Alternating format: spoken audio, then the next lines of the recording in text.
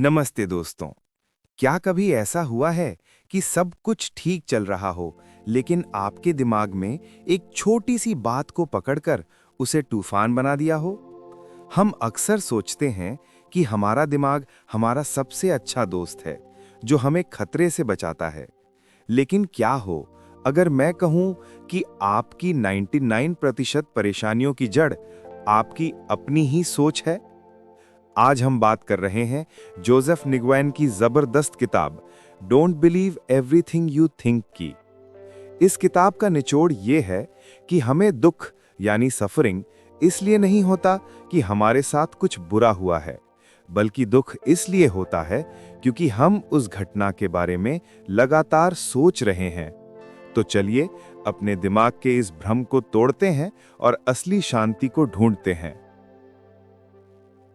हमारा सबसे बड़ा वहम क्या है? हमें लगता है कि हम जितना ज्यादा सोचेंगे, ओवरथिंकिंग, हमें अपनी मुसीबतों का हल उतना जल्दी मिलेगा। लेकिन सच यह है कि आप सोच सोच कर कभी भी मन की शांति नहीं पा सकते।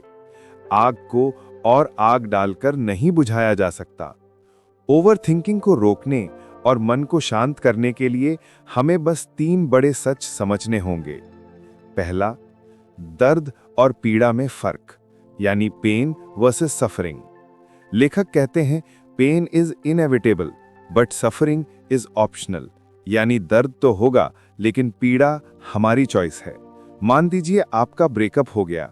ये घटना दर्द यानी पेन है, लेकिन जब आप हफ्तों तक सोचते हैं कि मेरे साथ ही ऐसा क्यों हुआ, मैं किसी लायक नहीं हूं, ये पीड़ा है यानी सफरिंग। और ये पीड़ा घटना ने नहीं, आपकी थिंकिंग ने पैदा की है।